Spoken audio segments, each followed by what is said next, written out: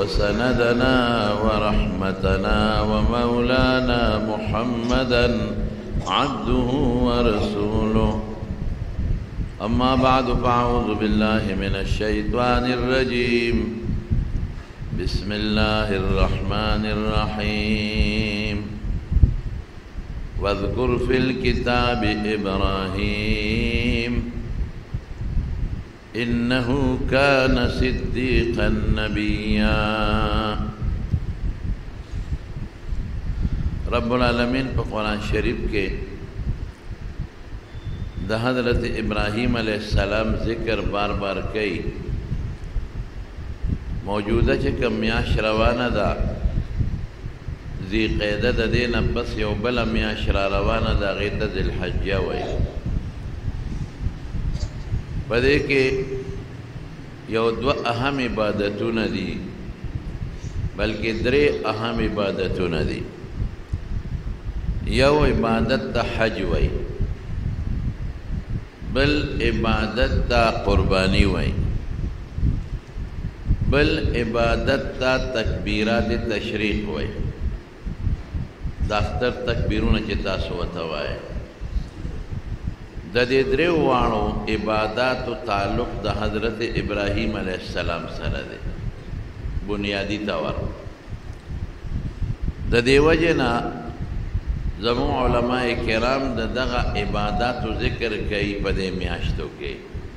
دا قربانے بیان کئی، دا قربانے مسائل ذکر کئی، دا حج بیان کئی، دا حج مسائل ذکر کئی، اور دا تکبیرات و تشریق مسائل ذکر کئی. نو چونکہ تعلق ابتداءً لنبے دا ابراہیم علیہ السلام سر دے، نو دا ابراہیم علیہ السلام ذکر پکی ضروری کئی. اولے ذکر کئی قرآن شریف کے دا حضرت ابراہیم علیہ السلام ذکر پا 15 سورتونو کے شوے دے. دمرا دیر ذکر دا بلچانہ دے شوے 15 سورتونو کے پا 30 آیتونو کے 15 سورتونو 30 آیتونو کے دا حضرت ابراہیم علیہ السلام ذکر شوے دے. ابراہیم علیہ السلام دا حضرت نوح علیہ السلام نرستو پا یولسم پشت کے نوسے دے، او دا رسول اللہ صلی اللہ علیہ وسلم نا 2.5 کالا مخ کے تیر شوے دے، او دا حضور پاک ترسا پورے تقریباً 1.5 کالا تیر شو. گویا کہ دا اسنا 4 کالا مخ کے حضرت ابراہیم علیہ السلام تیر شوے دے. یو خصوصیت دے ابراہیم علیہ السلام دام دے کہ دا پا اولاد کے دیر زیاد پیغمبران راغلی سخو پر لپسی دی. لکہ دا زوینم اسماعیل علیہ السلام پیغمبرو، دا بل زوینم اسحاق پیغمبرو، دا اسحاق علیہ السلام دا زوینم یعقوب علیہ السلام پیغمبرو، دا یعقوب علیہ السلام دا زوینم یوسف علیہ السلام پیغمبرو. دا سلور خو پر لپسی دی او حضور پاکی صفتم کڑے دے. دویم دا دے چی زمان دا بیت اللہ لوی تاریخ دے ابراہیم علیہ السلام سره تڑلے شوے دے. بیت اللہ خو بار بار جوڑ شوے دے، خو پا قرآن شریف کے دا بیت اللہ شریف چی کم ذکر راغلے دے دا جوڑے دو نو یو دا فرشتو ان اول بیت وضع للناس للذی ببکا، جڑوں بے کور فرشتو پا دے مکہ دا اللہ پا حکم بیت اللہ جوڑ کرے دے. او بیا دویم دے ابراہیم علیہ السلام ذکر رازی. وَإِذْ يَرْفَعُ إِبْرَاهِيمُ الْقَوَاعِدَ مِنَ الْبَيْتِ وَإِسْمَاعِيلُ رَبَّنَا تَقَبَّلْ مِنَّا إِنَّكَ أَنْتَ السَّمِيعُ الْعَلِيمُ. نگور دے ابراہیم علیہ السلام دام خصوصیت شو کہ قرآن شریف کے اللہ پاک دا یو پیغمبر دا بیت اللہ دا جوڑے دو ذکر نہ دے کڑے، او دا ابراہیم علیہ السلام کڑے. بل زمان دا دین دیر زیاد اصول او عقائد خود طولو پیغمبرانو یو خو چکم فقی او فرعی مسائل دی دا عمل پا بنیاد نو زمان دین زیاد تر دا ابراہیم علیہ السلام سر یوزے لگی. قرآن شریف کې الله فرمای ان اول الناس بابراهیم للذین اتبعوا هذا النبی. نو په دې وجه حضرت ابراهیم علیه السلام په پیغمبرانو کې یو ډېر لوی جلیل القدر پیغمبر تیر شوی دی. خو زمانونو یو قاعده ده او هغه قاعده حضور پاک مبارک په خپله بیان کړې ده چې اشد الناس بلاء الانبیاء، زیات آزمایشونه په پیغمبرانو راځي، ثم الامثل فالامثل، بیا چې څونه پیغمبر ته نږدې وي د دنیا آزمایشونه او تکالیف په هغوی خامخا راځي. دا قانون دی، بس د دې وجې شته خو د اوس وخت نه دی. نو حضرت ابراهیم علیه السلام د ماشوموالي نه په د آزمایشونه او دا پریشانه او تکلیفونه د موسی علیه السلام ته نه ګور. دی لا ماشوم او رکوټ یې سترګې وغړولې، کوم ځای پیدا شوی دی؟ په عراق کې یو ښار و بابل. اوس دا ښار نشته، څه وړه غوندې قصبه ده او هغه زمانه کې لوی ښار و. هغې کې چې کله دی پیدا شو سترګې وغړولې، نو د پلار نوم یې قرآن شریف آذر ذکر کړی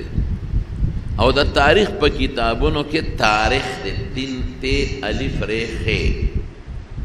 نو زموږ علما لیکي چې دا دواړه د تاریخ خپل نوم دی او آذر یې لقب یا آذر یې نوم او تاریخ یې لقب. او آذر څه ته وایي؟ آذر هغه چاته وایي چې د بوتانو سره مینه ساتي، محب صنم، بت پرست، بت سره محبت او مینه لرونکي ته آذر وایي. نو خدای پاک یې نوم هم چې ذکر کړی دی آذر د ابراهیم د پلار، نو په هغه صفت یې ذکر کړی دی چې کوم صفت د ده عملي صفت و، بت پرست و بت سره یې مینه وه. یوازې بت پرستی نه کوله، بتان به یې جوړول هم، بوتان به د لرګو نه هم جوړول او بوتان به د کاڼو نه هم جوړول.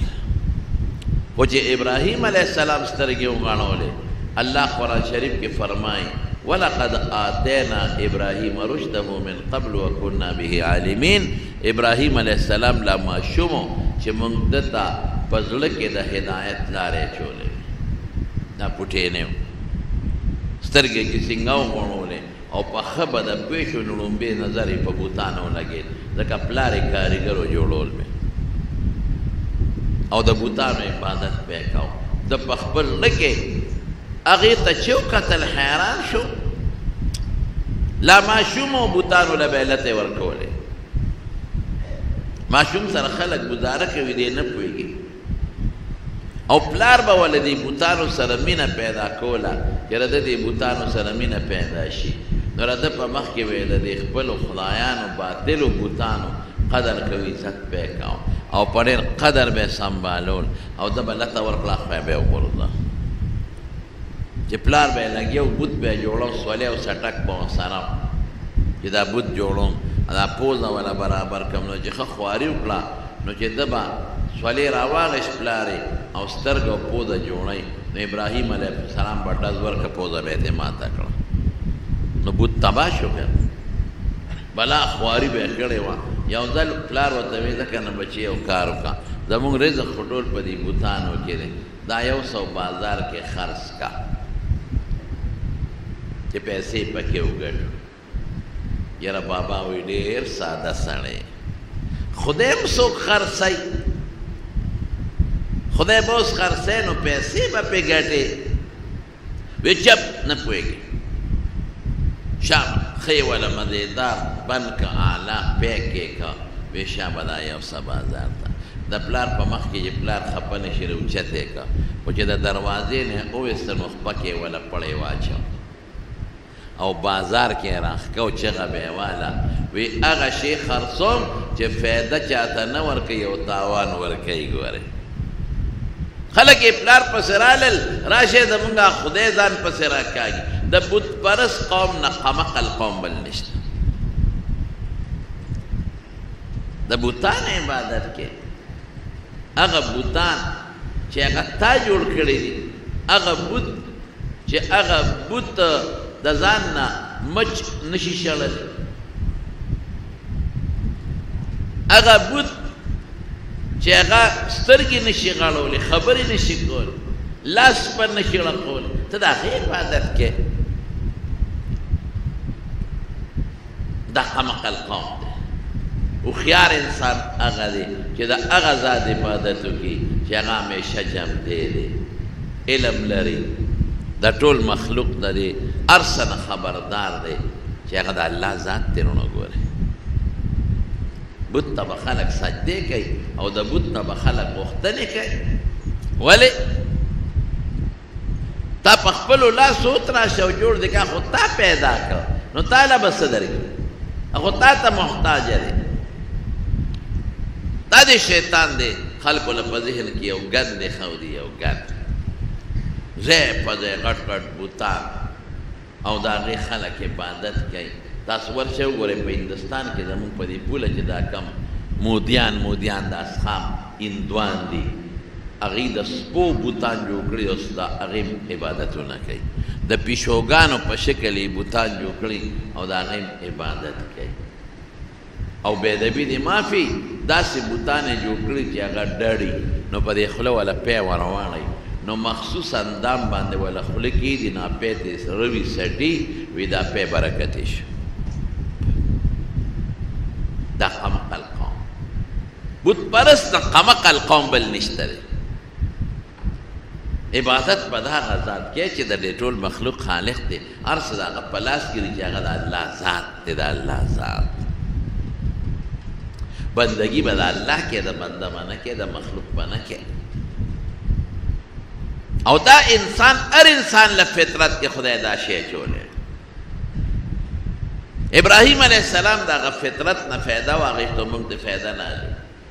وفي انفسکم افلا تبصرون خپل ځان ته نظر وکړه او سوچ وکړه او فکر وکړه تا ته به خپله پته ولګي چې زما الله شته دی هم او یو هم دی دوه بادشاه ملک چلولی شي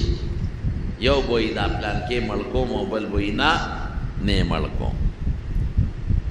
لو کان فیهما آلهة الا الله لفسدتا یو خدای به وی نور راخېجوم بل به وی نه راخېجوم خامخا دوه طاقتمن چې د هغې یو بل سره جګړې کېږي دوه خدایان کم دی کېدی شي درې کم دی کېدی شي زموږ په دې وطن کې په دې مسلمانانو کې بیا داسې خلک شته رونو چې هغې خو بت پرستي نه کوي خو قبر پرستي ګورې کوي ډېر قمقل خلک داسې هغې دي زیارتونو نه او د زیارتونو نه غوښتنې کوي څوک دې بچي غواړي او څوک دې د بیمارۍ شفا غواړي باقاعده رونو په دې مسله تاسو پوهیږم د عقیدې سره تعلق لري او د ایمان او د اسلام سره تعلق لري دوه قسمه څیزونه دي یو هغه زمونږ په عربۍ کې ورته ما تحت الاسباب وایي چې زمونږ د اسبابو لاندې وي ظاهر کې هر انسان کار کولی شي د خدای په توفیق دې کې د یو بل نه غوښتنه کولی شي لکه تا ته یې اوبه راوړه نو ته ماله اوبه راوړی شي دا بیا لکه خدای ناجوړه کړې جدا خو لیکن ظاهر کې دا ستا د سبب لاندې دی ستا د وس لاندې د الله وس درکړی اوبه راوړه دا څه ګناه نه ده ډوډۍ راوړه چای راوړه جامه راواله پیزار راواله ما سره سپلی یو ګرځوه یا ډاکټر ته وی ماله علاج وکړه نو علاج په دغه لاس کې دی دارو به درته ولیکي یا دارو به در باندې خرڅ کړي ماله واده وکړه پلار ته وی نو واده د هغه لاس کې درته کولی شي ماله نکاح وکړه دا ټول د هغه د لاس او د وس لاندې دي نو په دې څیزونو کې د بنده نه غوښتنه کولی شي یو هغه دي چې زمونږ د وس نه اوچت دي زمونږ په وس کې نه دي هغې له به ته اسباب استعمال کې خو لازمه نه ده چې خامخا دې وشي لکه زه به د هغې مثال هم درکړم واده دا خو ستا د وس لاندې دی او ستا د پلار د وس لاندې نو پلار ته ویلی شي چې ماله واده وکړه خو د دې واده نه پس بچي راوړل دا د انسان د وس کار نه دی دا د الله کار دی ډېر کله ته به ته د خپلې بیبي سره هغه خپل جایز عمل کې لیکن بچي به دې نه نصیب کېږي او کله به دې بچي نصیب شي کله به د یو بچي وشي کله به یو ونه شي کله به د لوڼه وشي او کله به د زامن قرآن شریف کې الله فرمایي یهب لمن یشاء اناثا الله چې وغواړي چاله لوڼه ورکوي زوی یې نه ویهب لمن یشاء الذکور چاله چې وغواړي نارینه وله ورکي زامن ورکي لوڼه یې نه او یزوجهم ذکرانا و اناثا او چاله لوڼه هم ورکوي او زامن هم ورکوي دواړه د چا زامن ډېرې لوڼه کمې د چا لوڼه ډېرې زامن یې کمې ویجعل من یشاء عقیما او څوک شنډ پیدا کړي چې شنډ یې پیدا کړي قسم دی که هغه له څوک بچی ورکړي نو واده ستا د وس لاندې دی د واده نه پس د واده د ښځې خاوند چې کومه تقاضا ده هم ستا د وس لاندې ده خو بچي ستا په وس کې نه دي بچي څوک ورکوي نو بچی د بنده نه نشي غوښتی واده غوښتی شي ماله واده وکړه ځکه د هغه د وس لاندې د هغه د اسبابو لاندې او وایي ماله بچي را که نه نشي کولی نه جمدې در کولی شي او نه یې مړ در کولی شي نه عالم در کولی شي او نه ولی در کولی شي پیغمبر هم نشي در کولی پیغمبر به هم په دې څیزونو کې چاته چغواله الله علاج په ډاکټر او په حکیم کولی شي دا علاج د انسان د وس لاندې دی د اسبابو لاندې ډاکټر صاحب ماله علاج وکړه اب دې نه به زه ګوري سټسکوپ پره ته په سینه کېږدي او دارو به درته ولیکي حکیم صاحب ماله علاج وکړه علاج د هغه په وس کې دی په دې کې دې سوال کولی شي لیکن د علاج نه پس روغ صحت د ډاکټر په لاس کې ده نه دارو به راته ولیکي اډو جوړ به نه شي که صحت د ډاکټر په لاس کې وي د ډاکټر زوی به ولې مړ کېده د بیمارۍ نه مري که د ډاکټر پلار به ولې مړ کېده د ډاکټر مور به ولې مړه کېده د ډاکټر ښځه به ولې مړه کېده او دا ډاکټر به ولې مړ کېده د صحت دارو علاج ډاکټر ځان له ښځې بچو له کوي خو صحت نشي ورکولی کله به صحت په دې دارو حاصل شي الله به یې ورکړي او کله به ونشي نو دا نشي ویلی چې ډاکټر صاحب ما جوړ کا نه دا د ګناه خبره ده جوړونکی څوک دی الله دی که دا جمدی دی او که مړ دی که ولی دی او که نیک سړی دی هر څوک چې دی هغه تا جوړولی نشي تا له بچي نشي درکولی بلکل نشي درکولی دا د خدای په لاس کې نو اوس هم ډېر خلک د زیارتونو لري او په دې زیارتونو خپل نومونه لیکلي دي دا د پلانکي مرض سپیشلیست دی دا بابا هغه لري بادو بابا خلکو نه باد وباسي او دا بل چې دی دا د غوږونو ډاکټر د سپیشلیست دی دا چې چا غوږ خوږېږي دې زیارت ته به ځي نو غوږ به ښه کېږي او دا پلانکې چې دی نو دا د ماشومانو سپیشلیسټه ده دلته شته که نه په مرضو کې د یو ځای بل ځای دا قبقل خلک وله راځي او ماشومان او دا مې پلانکې نه راوسته دی پلانکې زیارت ده نو دا به جوړېږي دا قمقل خو دلته پخوا زمونږ په دې دغه کې په دې اتمانزو کې اتمانزو دا کنده چې دی ته اتمانزوال ډب وایي مونږ ورته کنده وایو هغوی ورته ډب وایي د دې ډب په غاړه باندې یو زیارت پخوا هغې کې به ډولکې پروت و نو چې د چا به تبه شوه نو لا بړه نو ډولکې به یې راواخېسته او غاړه کې مې واچوی به یې ډنګاو ظفر لالا ټیک ویم او څه به یې وی د ډب د غاړې لالا لال خو پېژنې د ډب د غاړې لالا زه راغلی یم تاله چې ته مې خلاص کړې د دې تبې د جنجاله او ډولکې به یې وګډېده به د ډب د لالې غاړې لاله زه راغلی یم تاله او چې ته مې خلاص کړې د دې تبې د جنجاله نو د تبې د جنجال نه به دې بنده خلاصوي که خدای به دې خلاصوي دا باباجي چې و دا نیک انسان ولی عالم دی چې وفات شوی دی خو بیماري به پرې راغلي که نو ځان نه بیماري نه شوه جوړولی او تا لرې کولی او تا نه به یې لرې کړي او ډېر نیکان او صالحان دي چې بچي نشته ډېر بزرګان او نیکان نو ځان له بچي نه شي ورکولی او ته دی او دربو نه به غوټې ورکړي دا بوډیګانې ښځې اکثر دا چل کوي دا جورابه مخ چې یې نیولي غوټه به ورکړي وي چې دې دربو له یو غوټه ورکړي نو یو زوی به مې کېږي او چې دوه ورکړي دوه به مې کېږي او چې درې غوټې ورکړي نو درې زامن به مې کېږي مینه داسې ده که په دې غم کې تم مبتلا لګا ما او دا د دې زیارت نه چې وځل ته وشي نو خزه به درته میلاویږي بشیر جان ته شپېته زره کرته تاو که خزه نشته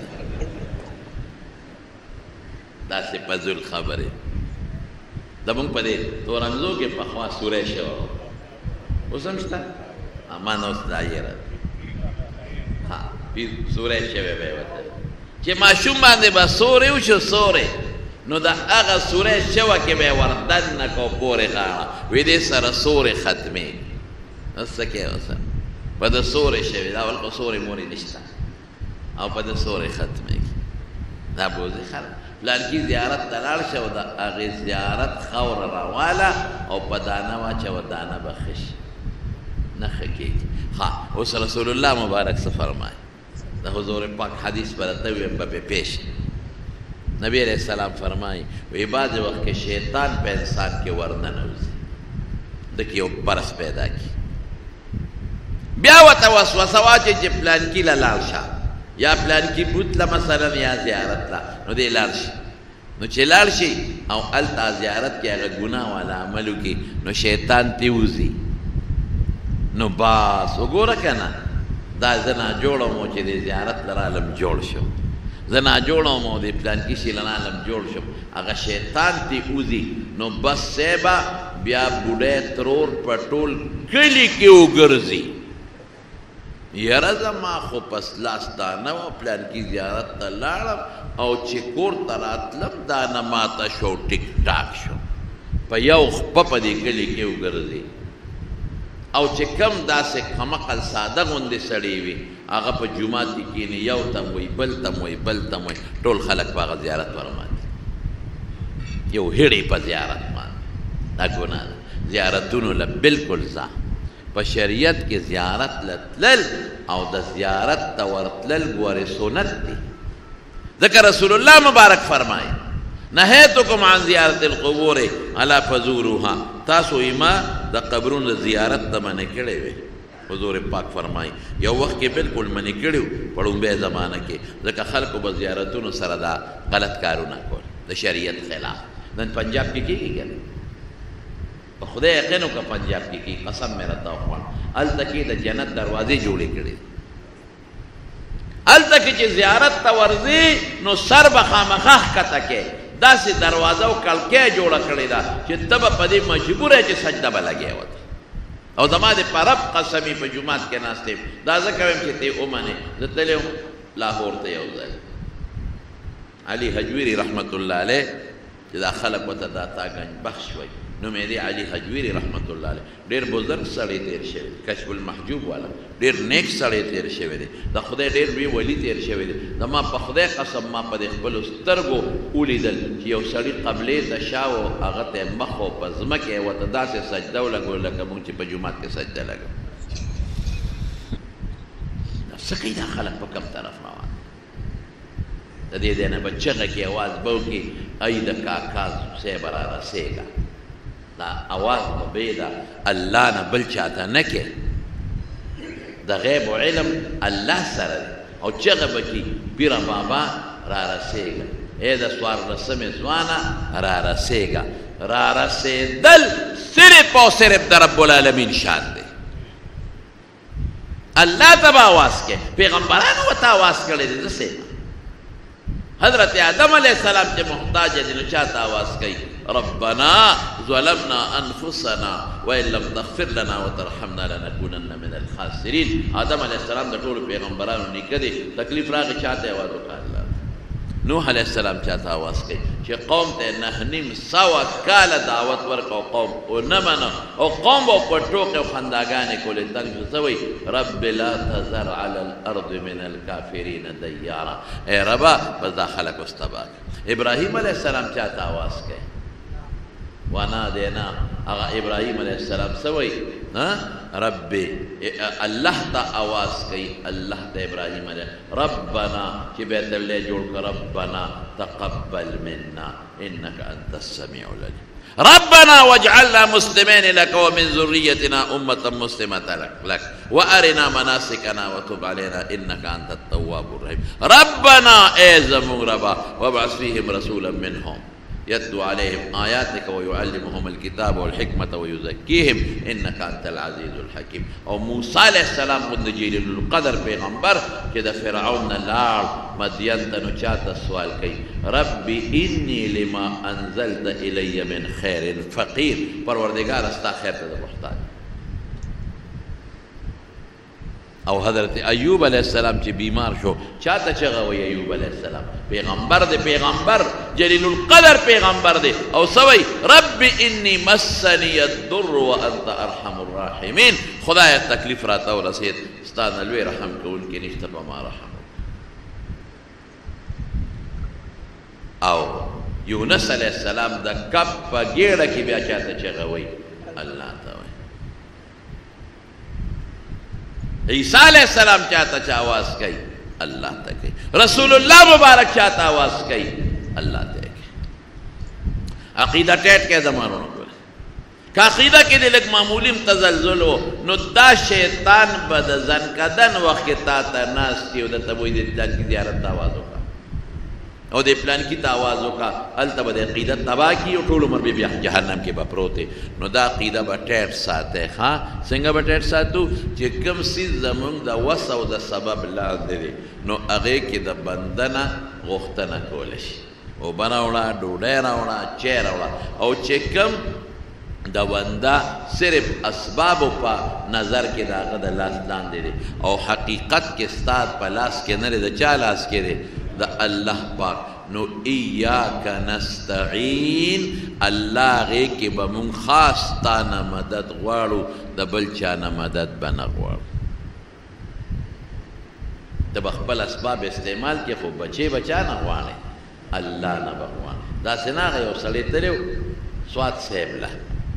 سواد سیبلا لال وی ما تا دواو کا و یا ساملو کا چی مالا خود پاک زوی راکی وی دا وعده رسول وزی کردی دی وی وعده خومی نده کردی نو وعده دی نده کردی او زوی غوانی نو وی چی وعدو کم نو بیا ستا دوا تا پاک ساجر دی بی وعده زوی غوانم نو دا سقا مقلنا تا بخبل اسباب استعماله او بیا بچه دا چانا غوانی دا رب العالمین نوا غوانی دا ستا قیده شو. دیر خلق زمارونو گوره دی زیارتونو سر دیر در گناه کارونا کئی سوک پہ غلافونا چاہی دا غلاف ولی پا زیارتا چاہی اسراف ولی کہ تبدیل سے کہ غلاف کیسے چلے او سوک پا خی پا خولیم گناه دا مکمل گناه دا. حضور پاک حدیث تے پا کہ دا پیغمبر مبارک قبرونا پا خول گناه دا ناروا دی و حرام دی. او سوک دا جمعی پشپا شمی وطا لگئی شمی سرا پارا لگئی دا جمعی پشپا سری حدیث تے پا کچرا دینا مانا شوی دا مانا کبھی. نو ابراہیم علیہ السلام بابا تپلار تم دقا سے وچے ورطوی بابا دا سکے کہ لگ نورم پویشو باس بابا دا اغسیر عبادت کوئی چے نا خیر در بولشی او نا دا نا شر ختمولشی دا سکوئی پخپلو لاسونم تراشلی دی او دا غی عبادتو نا کوئی سادگانو قمقلو. اللہ قرآن شریف کی فرمائی دا مشرک متعلق خدا سر شرک کئی کہ دا دوی سترگ اشتا خدا حق نظر پہ نہ لگی وگون اشتا خدا حق اور ادب پہ نشکولے جب اشتا خو حق باندے نہ چلے گی زڑے اشتا خو پزل کے حق تا توجہ نشتا دے. اور شکر الحمدللہ زمان سترگی دے خو زمان سترگی حق تر لگی گی کہ خیر انشاءاللہ زمان وگونا زمان قدامونا الحمدللہ پا حق روان دی دا چا دا برکتنا دا رسول اللہ صلی اللہ علیہ وسلم او دا قرآن شریف دا برکت. خواندے نکو سیب نصیت کوا اسم کوا او قوم بعض مختلف قسمونو یو پکی دو چی غیب دستور عبادت کو یو در یو مجلس تلان اغی دستورو سپومیو دا نور عبادت کو اے بندگانو دا خدای دا مخلوق عبادت کوئے دا خالق نکوئے دا سکوئے اغیوی راشد استوری تو گورا تو نخکل رنا کئی سمرا پہ اسمان خشتا دے مونگ دا دی عبادت کو وی خواہ فلما را الکوکا چس کوکا ستوری اولی دو هذا یعنی احد دا مې رب دی دا دی خو چې لږ سات تېر شو ستوري پرېوتل دا څنګه خدای رڼا پرې ختمه شوه سپوږمۍ راښکاره شوه وي زمونږ خدای ته وګوره څومره ښکلې رڼا کې او اسمان او دا ځمکه پرې څونه ښایسته دي نو دی وایي هذا رب یعنی احد دا رب دی دا سیس دی هغه استفهام دی پکې مقدر او انکاري دا رب دی نو چې سپوږمۍ پرېوته وي څه شو رب نور راوخته وی دا زمونږ رب دی وګوره چا د نور سجدې کولې وی دا رب دی چې پرېوت وی پرېوتې ربونه مې نه لګي زما هغه ذات دی چې هر وخت جم دی هر وخت بیدار هر وخت موجود نه ولا خوب راځي نه ولا ستړی راځي او نه پرېوتل راځي داسې رب عبادت مونږ کوو بهر کې خبره دې ته ورسېدله چې بادشاه ته اطلاع ورسېده چې داسې یو هلک دی او د آزر زوی دی ابراهیم یې نوم دی او د مونږه د خدایانو بد وای او د دې قوم سرکاري مذهب ګورې بت پرستي وه بادشاه ته پیش شو چې پیش شو بادشاه ته نو بادشاه ورته وایي چې ستا رب څوک دی وایي زما هغه رب دی چې دا ټول اسمانونو او ځمکې او دا مخلوق یې پیدا کړي د کائناتو رب وایي رب خو رزیم بادشاه ورته وایي نمرود وی ته مې ربې وې ولې وی ډوډۍ خو زه درکړم خزانه خو زما لاس کې او ژوند او مرګ دا خو زما په لاس کې وی نه ژوند او مرګ د الله په لاس کې دی وی زما لاس کې دی وی د الله لاس کې دی نمرود حکم وکړ یو کس په پانسي ګاډ پروت و وی تا ته خو پته ده چې دا پس نن پانسي کېږي وی ده دله ما ژوند ورکړه پرې مې خود بریه او یو سړی غریب په لاره روانو هغه یې راوسته وی دا جمدی دی وی پانسي یې کې مړی کو وی ژوند د چا لاس کې شو اوس دا همقل دی بېوقوف دی د ژوند او د مرګ خو دا مطلب نه دی د ژوند او د مرګ خو دا مطلب دی چې سا پکې نشته او دی راجمدی ابراهیم علیه السلام کوی چې سړی بېوقوف دی نو ورته څه وي بادشاه ته وی ښه زما رب د انور د مشرق نه راخېږي او مغرب ته وځئ زه ته یې د مغرب د نه وخېږه او مشرق ته وغورځوه زه چې ته ربې دا کار وکړه فبهت الذي کفر بد حیران شو چې د واقعي دا خو نشم کولی خو پوه و بادشاه چې دا هلک پوه دی او ده د پیغمبرۍ دعوه هم کړې ده داسې سمدستي ورته لاس ناچو څه جنجال جوړ نه شي نو پلار ته یې ولوي دا زوی دی بوځه دی لاره کوټې دی دی زما د لاس ته وجلو لا نه دی نصیحت ورته وکړه خشخش وښه او کنی بیا به ورسره ګورم خو د ابراهیم علیه السلام کار سو د توحید عقیده خورول د الله د وحدانیت هر ځای کې به لګیاو او خلکو ته به یې دقه نصیحت کو چې ظالمانو د هغه بوتان عبادت مه کوئ چې فایده نشي درکولی او تاوان دله درکوي مه کوئ اخرت کې د دې تاوان باندې به پوه شي او قوم به پې محنت کو ځکه دا پلار یې د بادشاه په خاصو خلکو کې و خلکو به پې محنت کو چې دې که مونږ طرف ته بت پرست شي نو ښه وی نو دوی به یو ځل میله لګېده دوی به ټول هغه میلې له تلل او چې میلې له به تلل نو چې کوم غټ مندر به او په ښار کې غټ مندر شاهي محل کې چې کوم غټ مندر دی هغې کې به ډېر زیات بوتان به نو دوی به دا فروټ موټ راوړل او په هغه مندر کې به یې بوتانو ته مخې ته کېښودل چې دوی کې دا به برکتي شي نو میلې له به لاړل چې د میلې نه به واپس رالل نو په مندر به ورننوتل هغه خوراکونه به یې خوړل نو چې میلې ته ټول تلل نو ابراهیم علیه السلام ته یې وي مونږ سره میلې له لاړ شه هغه وی اني سقیم زه بیمار یم او څه بیماري یې وه د وجود بیماري یې نه وه د ذهن ټینشن او بیماري وه غټه بیماري خو دا ده چې سړي ته ټینشن زه بیمار یم تاسو زما مخکې مرۍ او دوزخ ته روان یې او دا ټول مخلوق د خدای سره دشمني کوي الله خفه کوي خدای له شریک ګوري ما له خو تاسو ټینشن پیدا کړی زه خو بیمار خلکو پې دا ګمان وکړي چې ګنې ته به مه بیده حالانکې د هغه دغه مقصد چې دوی لاړل هغه میلې له نو ابراهیم علیه السلام تبرګې راواغېست او په مندر ورننوت چې څوک خو نشته نو دی بوتانو ته مخکې خوراکونه پراته وو هغوی ښودي و برکت لا نو چې ورننوته نو هغه بوتانو ته وایي ما لکم لا تأکلون خر بچو هلکه دا خر بچو ټکې ګورې پکې ما ووایي ښه قرآن کې نشته وی خوراک درته مخکې پروت دی او نه خورې ولې نه خورې خورې که اسې طنز یې کوو ما لکم لا تنطقون دا خبرې ولې نه کوې نه خبرې کولی شي نه خوراک خوړی شي او تاسو ته خلک خدایان وایي نو بس تبرګي دی اوچت یې کړ او ټول بوتان یې ټکو سترې کړل ښه نخرې یې پې وکړې او ټوکړې ټوکړې یې کړه او په خوراکونو کې دا ټوکړې د بوتانو ونه واچولې او بیا ورغې او مچ چې کوم غټ بوت پکې و نو د هغه په اوږه کې یې تبه راویزان کړه الله چې دا قوم یې راغی ورخوشې شو په هغه مندر چې مونږ به اوس خوراک خورو برکتې شوی به نو په خوراک کې د غوښو په ځای پکې د بوتانو ټوکړې پرتې ټول خدایان یې تیر ترمې او ټوکړې ټوکړې مالکه من فعل هذا بآلهة دون قمق القوم زمونږ د خدایانو سره دا لوبه چا کړې ده خره ته پته ده چې دا خدایان چا وویل نو چې څوک یې وایي نو دا خدای کیدی شي چې د چا نه ځان نشي بچ کولی دا خدای کیدی شي دا چا کړي دي زموږ خدایان خو یې برباد کړي دي ځان نشي بچ کولی او تا به د بیمارۍ نه بچ کړي ځان نشي خلاصولی او تا به خلاص کړي سمعنا فتى يقال له يذكرهم يقال له ابراهيم یاره یو هلک د ابراهیم یې نوم دی او زموږ د خدایانو بد وایي او چې مونږ تلو نو د خولې نه داسې یو ټکې مو ته وي تاسو خو ځای خو زه به چل کوم دې سره بادشاه یې رایولی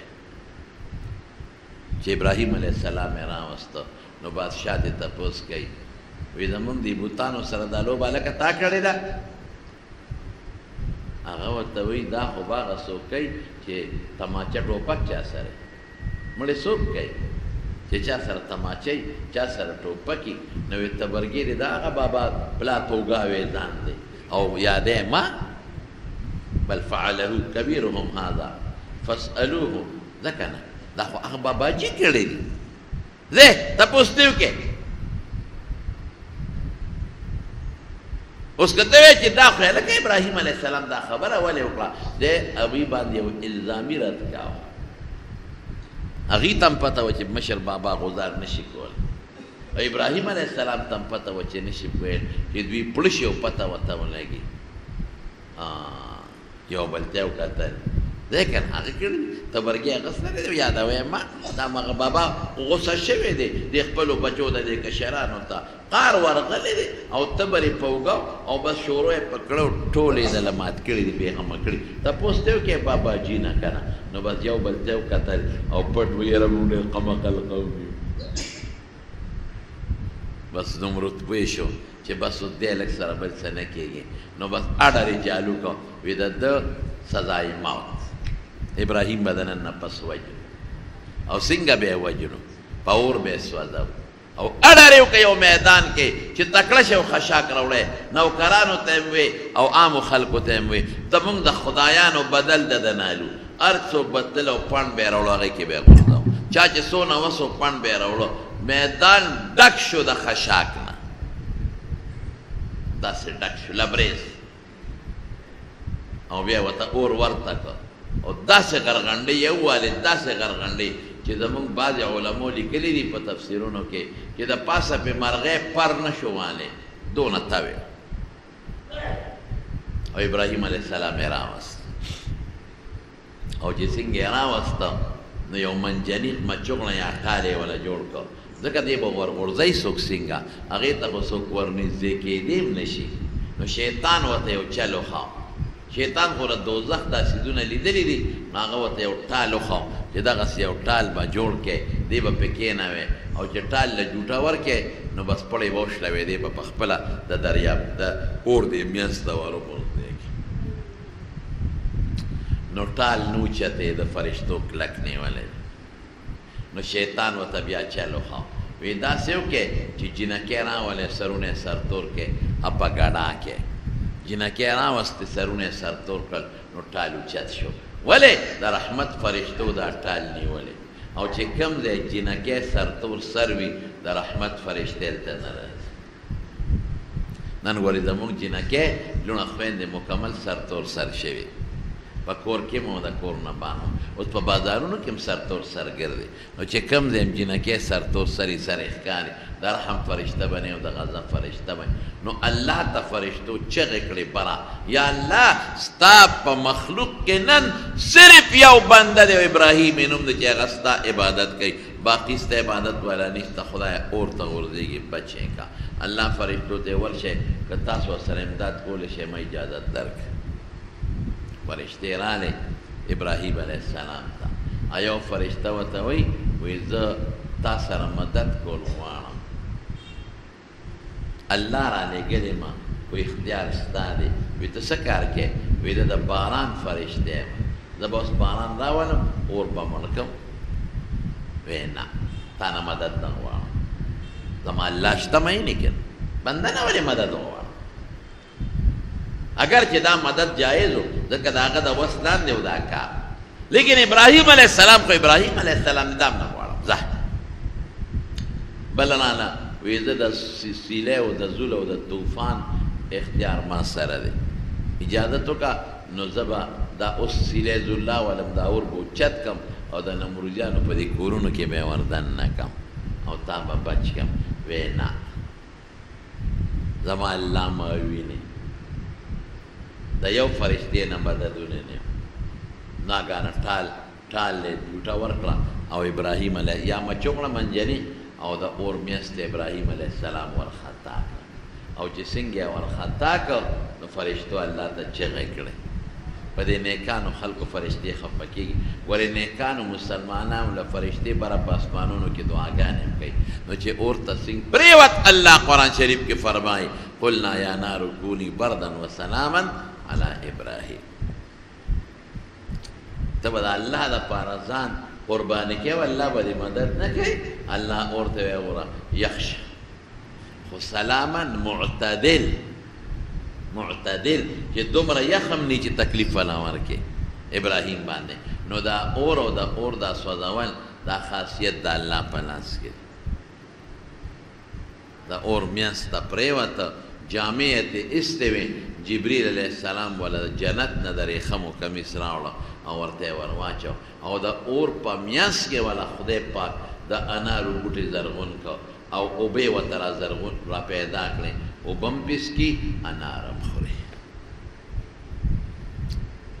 د دې وجې نه وروڼو موږ له پکار چې موږ الله ته ځان نږدې کړو موږ الله خوشحاله کړو نو د دنیا دا ټول اسباب او دا ټول نظام زما د رب په لاس کې دی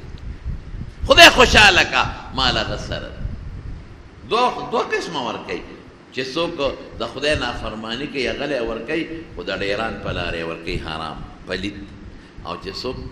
تابعداري کوي په پاکه لارې ورکوي عزت د خدای سره بچی د خدای سره دنیا د الله سره ځنکدن کې به یو خدای پکارېږي قبر کې به یو الله پکارېږي قبر نه چې پاسې د حساب کتاب میدان کې به یو الله پکارېږي په پل چې تېرېږي پولي سرات یو الله به دې پکارېږي جنت او دوزخ هم د خدای په لاس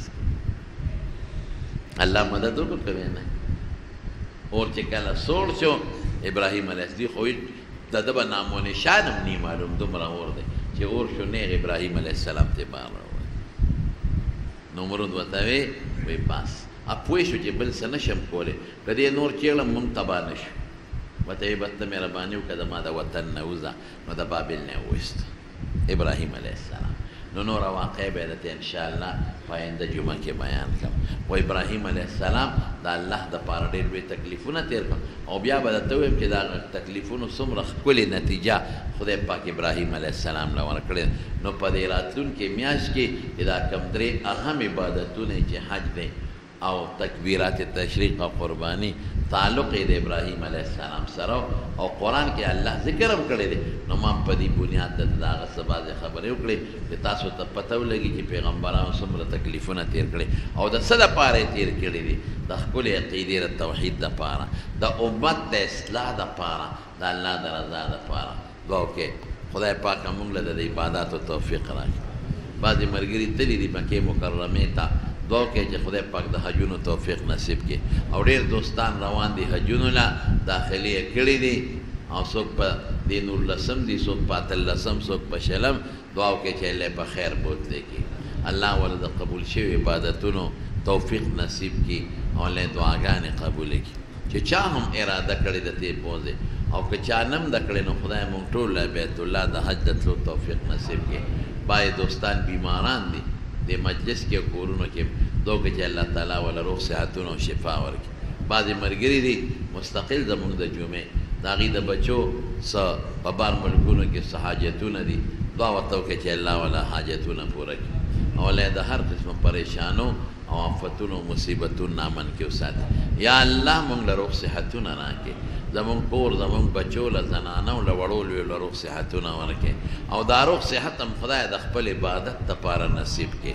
خدای مونږ له فراخه روزي او فراخه مال راکړي او خدای هغه مال کې زمونږ حجونه عمرې نصیب کړي او یا الله بچیم کامیاب کړي خدای چې د چا اولاد نی یا الله نارینه اولاد ورکړي که د چا لوڼه خدای زامن ورکړي که د چا د ژوند ملګري نی خدای د ژوند ملګری ورکړي بعضې زنانه دي هم زمونږ په دې نږدې محلو کې نو هغې دعاګانو درخواستونه کړي دي دعا ورته وکړئ چې خدای پاک یې د زړه مقاصد پوره کړي او خدای پاک یې حاجتونه پوره کړي چا ته چې څه پریشانۍ دی الله پریشانۍ په خوشحالو بدله کړي یا الله ته زمونږ نه راضي شي او خدای د حاسدینو د حسد نه مو ساتي د بغضیانو د بغضون نه مو ساتي د شریانو د شر نه مو ساتي د بد نظرو د بد نظرو نه مو ساتي او چې چا هم د دعاګانو وینا کړې ده خدای تعقیم خبرې دعاګانو هم درته معلومې دي دعاګانې وله قبوله کړي وصلی الله تعالی علی خیر خلقه محمد وآله واصحابه اجمعین برحمتک یا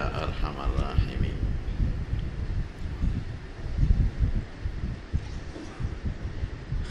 دا